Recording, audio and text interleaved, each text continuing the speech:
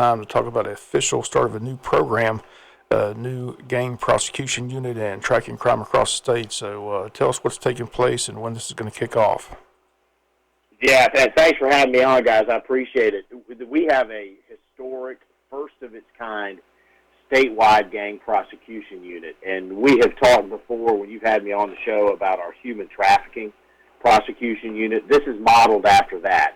And, guys, basically it's working with federal, state, and local law enforcement to make sure we go after violent criminal street gangs wherever they are in the state of Georgia. And I've said the Georgia Constitution says it's the paramount duty of government to protect person and property. And that's what we're doing. So I don't care if you're in southwest Georgia, if you're in Jessup, you're in southwest Atlanta or Blairsville, everybody. We now have the statewide prosecution. We can prosecute gangs along with district attorneys. And then, of course, there's always a federal element to this as well, and we'll be working with them. We've got 12 members of the team. They started July the 1st. And we'll be working to go after those, criminal street gangs. 60 to 90% of all violent crime, guys, is committed by gang members.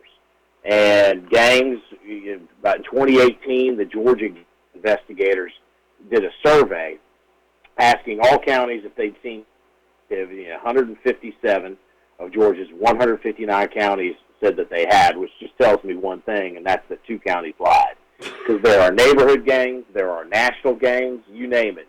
But the point is, folks need to know that the cavalry's coming, and this is a piece that we've got, and I'm real excited about it. And just joining us on the phone with us, Attorney General Chris Carr. Again, we've seen this here in Wayne County. There's been several trials where gangs were involved with the shooting and murders, and again, it's amazing. What I've learned watching those trials. They have their own language, they have their own clothing. I mean, it's just a very organized, sad situation, but they do a lot of damage across the state. I know the governor's focused this as well. So this will take place statewide, is that correct? Yeah, that's right. And you're right, Bob. The governor has put a tremendous amount of attention and resources, particularly to the gang task force that the GBI has, so we'll be working closely with him, with them. The governor, I can't thank him enough for his support and the legislature's support to give us these resources and give us this authority. And when you start looking at it, I think what makes the most sense for our department, gangs don't care what the city or the county line are, so they'll be operating in multiple cities or multiple counties, and where they are, I think that makes sense for us to come in and help and work with DAs. Also, we've got gangs in our correction system, unfortunately. We've got folks in corrections that are working hard on this every single day, but unfortunately we've got violent crime inside the facilities. We know that unfortunately there's sometimes cell phones that get smuggled in, and scams can be run from those facilities as well. And oftentimes those prisons are in smaller jurisdictions where sometimes budget may be an issue. Well, that's where we can come in and help. And then, unfortunately, Bob, we do see that there are some jurisdictions where we've seen this nationally. We've seen it come to Georgia where DAs are just saying that it's the new criminal justice reform to not enforce certain laws that they don't like, and putting a priority or deprioritizing the Georgia gang statute, which we have one of the toughest in the state. Well, as I said before, all Georgians deserve to be safe, and we're not going to hesitate to come in and make sure that we prosecute those that commit violent crimes. You mentioned the judicial system.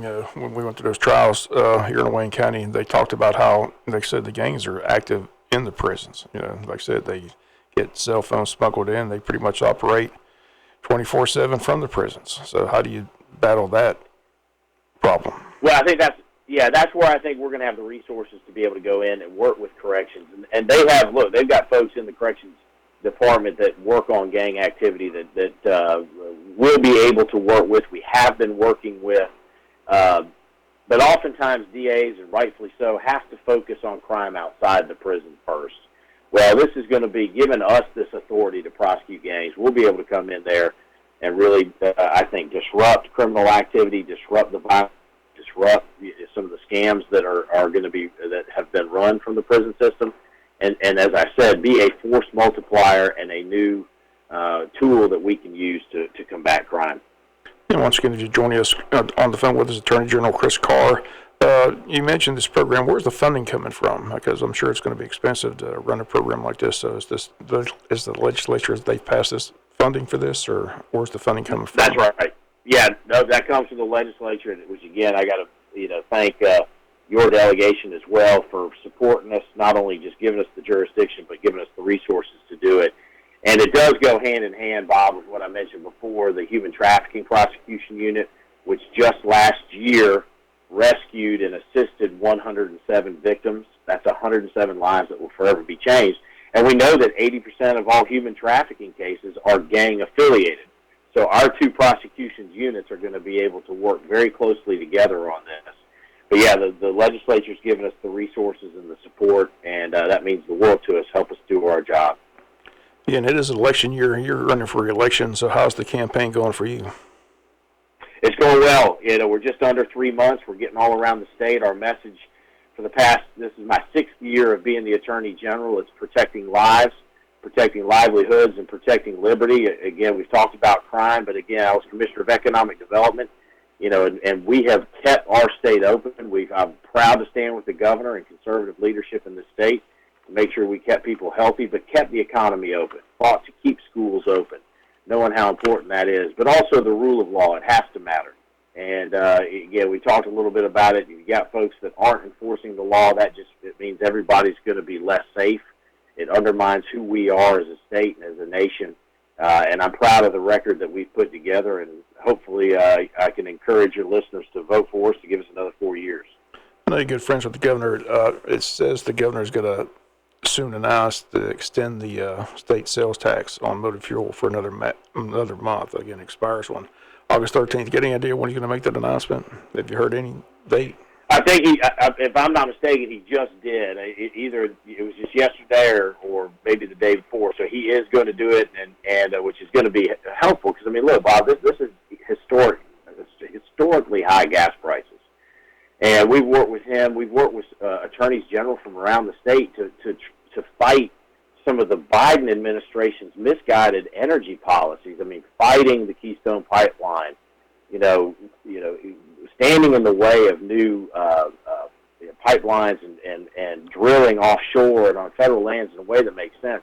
All that does is drive up the costs for you and for me and for all Georgians that are trying to make ends meet. So we continue to push back on the administration. The governor's done doing what he can do, and I think he deserves a lot of credit, for suspending the gas tax, any relief that we can get, because, gas is $1 more than when Biden came into office. It's just completely unacceptable, and it's hurting regular Georgians, and I commend the governor for what he's done.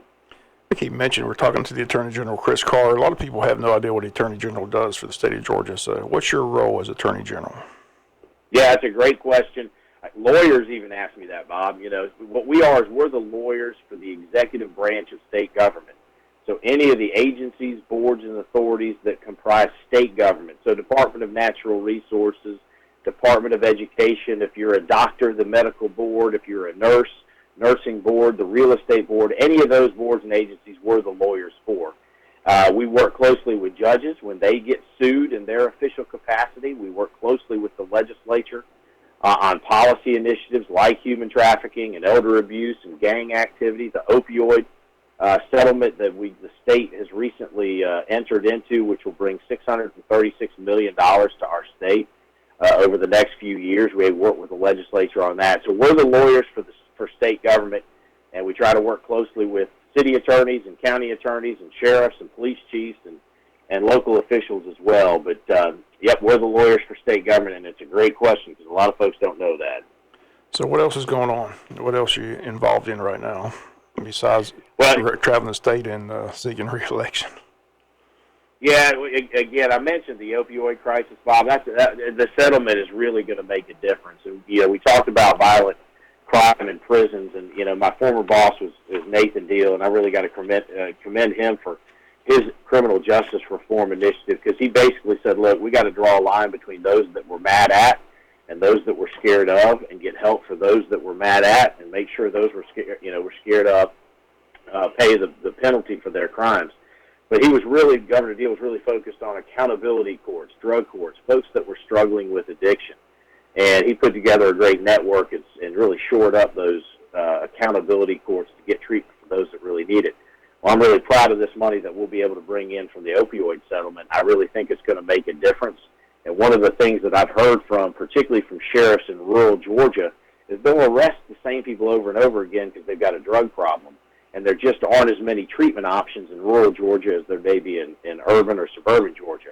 So I am very hopeful that some of this money will make its way to communities that really need treatment and really help law enforcement, because they end up being the safety net and the ones that have to deal with it. And again, this is an issue that really impacts everybody.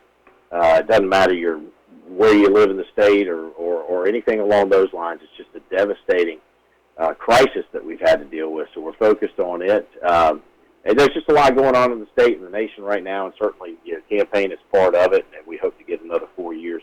The good people of Georgia will let us continue to serve. Chris, on the new gang prosecution unit that you're putting together, are they going to be mainly involved in arrest or gathering evidence or helping the DAs prosecute, or all areas? That's a great question. So they working very closely with all the entities you just named, but from an investigation standpoint, that's the GBI, sheriffs, chiefs of police. They'll be doing the investigations. We'll be working closely with them. We will have the ability to prosecute just like DAs, so there'll be cases that DAs will make sense for them to take the lead on. There may be some cases like I talked about where you've got gangs operating in multiple counties where it may be the jurisdiction of 3, 4, or 5 different DAs. Well, that may make more sense for the state to come in. I mentioned again in our prison system. The other thing, too, guys, that we're seeing a lot of are these smash and grab, what's called organized retail crime. But we've seen them on the news. Fortunately, we haven't seen some of the violent crimes that we saw out on the West Coast. But we know that there are folks that are hitting retail stores all across the state selling these products online. Well, our office will have the ability to do that. But the investigations will be through local law enforcement, through the GBI. We'll work closely again, too, with federal law enforcement as well. And then we will be responsible for the prosecution of the cases. DAs will also have that jurisdiction. So it's a valid taking anything away from anybody. So some of the attorneys there in your office would be involved in the prosecution of these gangs, especially when they go across county lines. Is that correct? That's right. That's right. So the legislature gave us 8 slots for lawyers and 4 slots for some professionals that can assist the lawyers as well. And so we'll be able to prosecute those cases, and we look forward to it. What are the 2 biggest drug problems, illegal drug problems that we have here in Georgia where these gangs are making their money? Well, it's all about making money, whether it's selling guns, drugs, human beings, cyber crimes. We see even where they'll steal public benefits. Any way that gangs can make money right now, which they're doing it.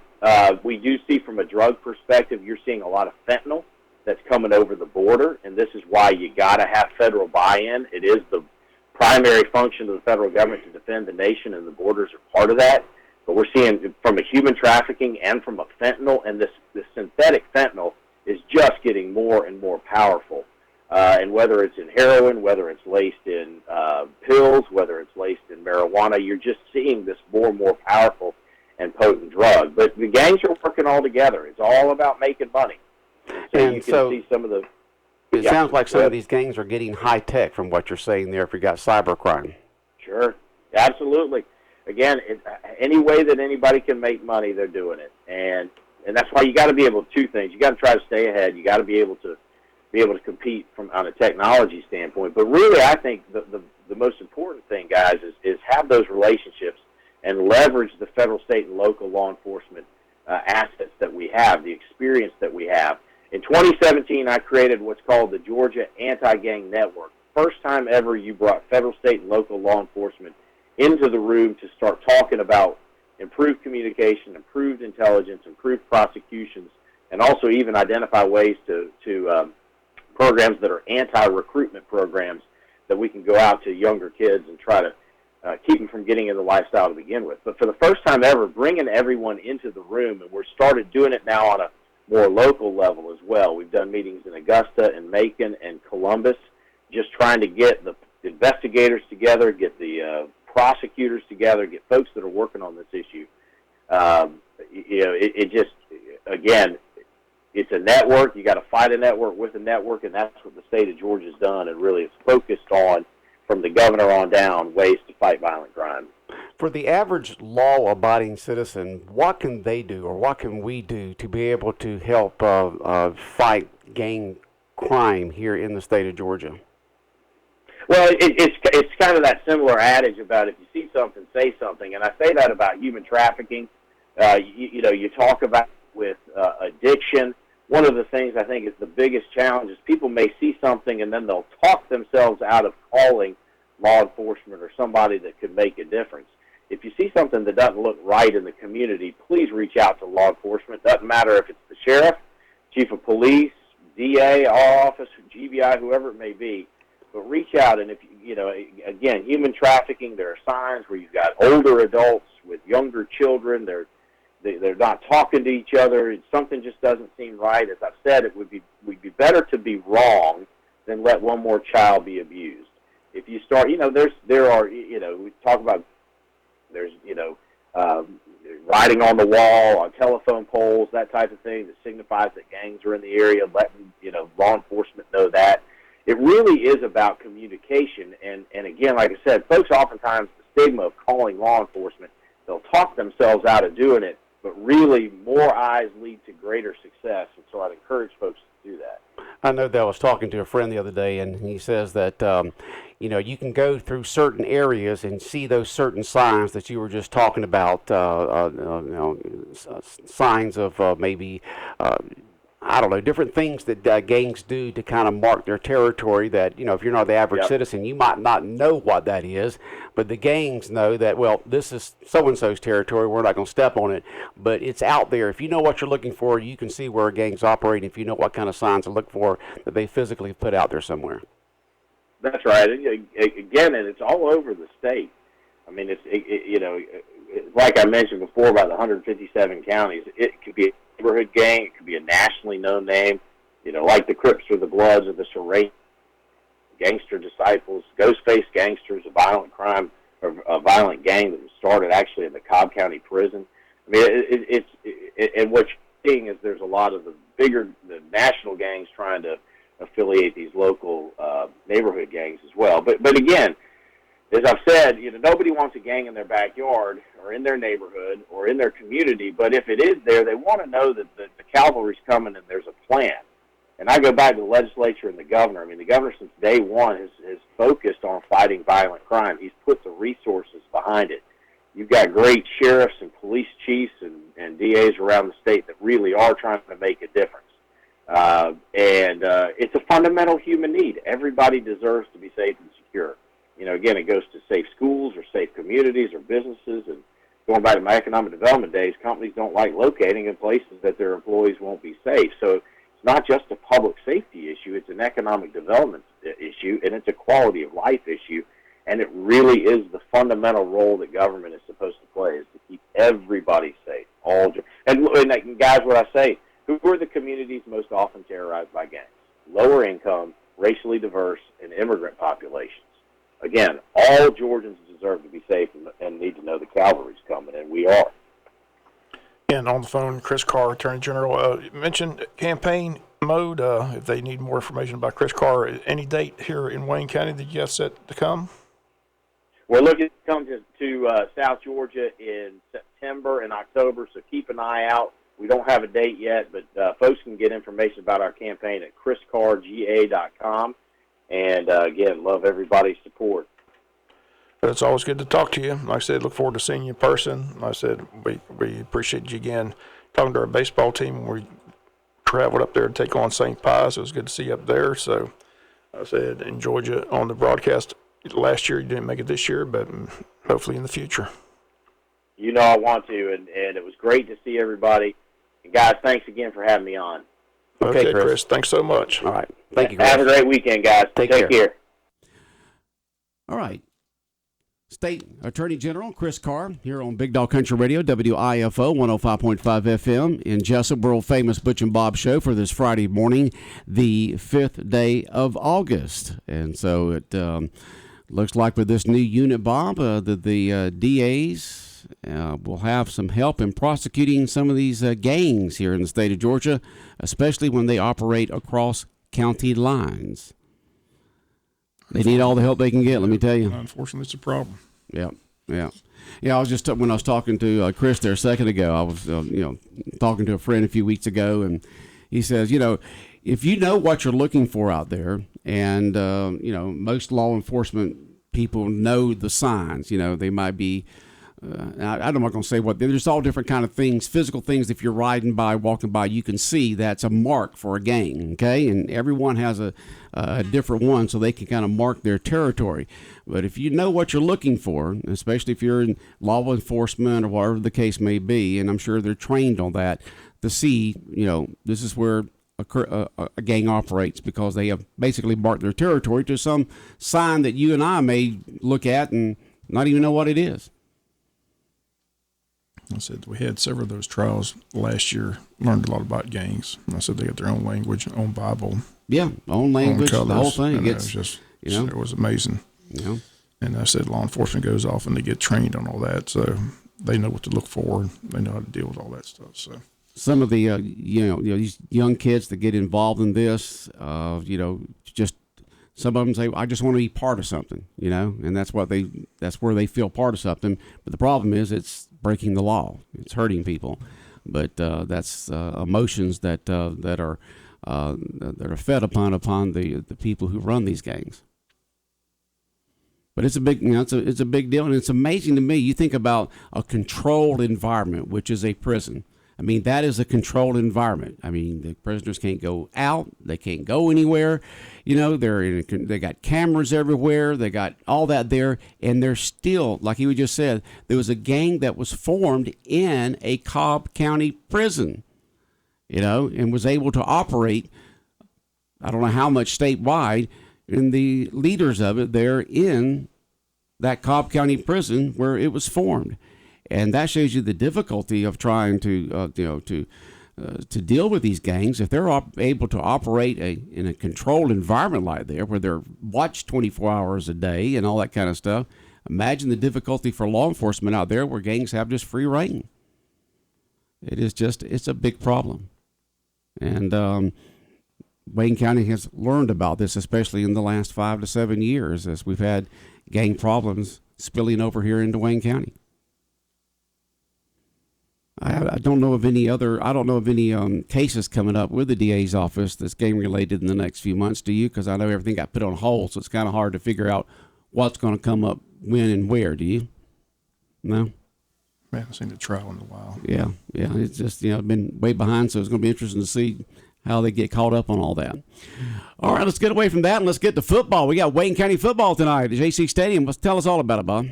It's Wayne County Glen Academy. Going to be a full pass scrimmage. A $10 admission price. Tickets available at the gate. Also available today at Sheffield's and Wayne County Outfitters. So looking forward to it. We'll talk with Coach Shaw after the scrimmage is over. But we're broadcasting it beginning at 7 o'clock. So looking forward to it. Should be a big crowd. Is the Touchdown Club going to be out there selling anything, or are they just not going to worry about this since it's a scrimmage game? Concessions will be available. I don't Concessions I know will be available, but they probably will wait to the very first game once they have their first meeting and all that. Wayne County football is going to be great to be out there and watch them play the first half like a regular season game, and then that second half you'll have different players in. There'll be different plays they'll do, different situations they'll set up to see how their teams react. So you get to see both of it. And I'm not sure how much of the band or major. I'm not sure if there's going to be any of that there tonight. I think just a regular scrimmage, right? Or is it going to be anything else? Do not know. You do not know. Okay. Well, find out. Show up, folks, and find out.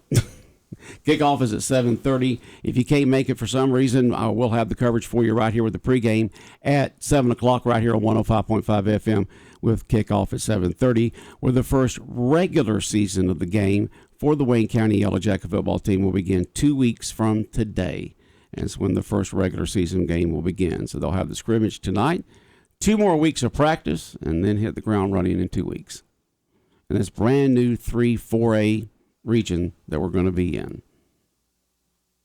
You going to play some golf tomorrow, Bob? Yeah, they got the 0800 golf tournament tomorrow. Oh, it Looking forward is? to that. Yep. 8:30. They must have sold that out quickly because I hadn't heard much about it. It was sold out quickly. 27-hole event. So 9-hole scramble, 9-hole best ball, 9-hole alternating shots. So should be fun. Looking forward to it. Okay. Guess it starts early tomorrow morning? 8:30. 8:30. Yeah. Go ahead and get it done. Get out of the way before it gets too hot and before the afternoon rain comes in. We do have a 50% today, and basically the same thing over the weekend, but it's a 50% afternoon showers today, but it decreases to 30% tonight, 40% tomorrow afternoon, and 50% Sunday afternoon. So best time to be outside in this time of year is in the morning when the temperatures are cooler and the less chance of rain. All right. Anything else going on, Bob? Anything on your mind this morning? The Braves lost last night, but hopefully they can win tonight and win the rest of those games. They lost 6-4 last night to the Mets. 4.5 games out. Got to win those games up there in New York, because you lose a full game when you lose one of them. So hopefully the Braves can get back on track, and we'll have that game for you on our sister station, WLOP 1370 AM The Buzz, because we'll have Wayne County football right here on 105.5. For the doubleheader tomorrow, the Braves will be playing against the Mets, and then the game on Sunday, of course, will all be on 105.5 FM. Well, Bob, wishing you a great weekend. All right. The world-famous Butch and Bob Show right here on WIFO 105.5 FM in Jessup, brought to you by First Southern Bank, by Van's Barbecue, by Murphy Builder Supply, and by O'Quinn & Associates.